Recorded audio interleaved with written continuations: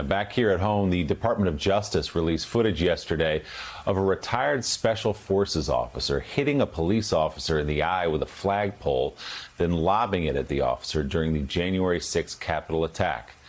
The video shows Jeffrey McKellop, a retired Green Beret, emerging from the mob of President Donald Trump's supporters to jab at a D.C. Metro police officer in the face with the flagpole before hurling it at him like a spear. The Department of Justice has charged McKellop with assaulting, resisting, or impeding certain officers with a deadly weapon and violent entry, arguing in court documents, quote, the defendant assaulted multiple sworn officers protecting the U.S. Capitol on January 6, 2021, with the apparent intent to facilitate the breach that imperiled not only the lives of public servants, but the heart of this nation's democracy. According to the Army Times, McKellop worked as a contractor for the CIA as recently as 2018. He pleaded not guilty, but was denied bond. So, Jonathan Lemire, we're getting this steady stream of videos coming out publicly, concurrent with the establishment of the Select Committee in Congress, which will hold its first hearings next week. It seems to me, it seems like to a lot of people that some of these videos and some of the people we're hearing about in these videos will become witnesses and evidence in front of this committee.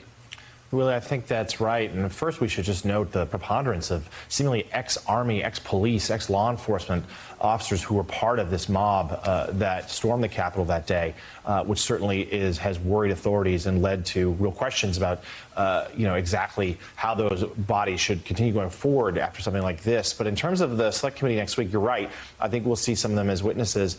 And it remains remarkable that seemingly by the day, we have more horrifying and harrowing video footage that emerges from what happened on January 6th. But one questions whether or not it will change the proceedings at all once the Select Committee goes. We know the Republicans, Leader McCarthy, just put his picks in place. We don't believe that House Speaker Pelosi will object. And some of the Republicans on board, 3 of them, voted to not certify Joe Biden's election. Jim Jordan, the congressman from Ohio, is one of Donald Trump's biggest supporters. And I think that there's a real fear that it will be sort of a sham proceedings, at least from the Republican side, when it starts next week.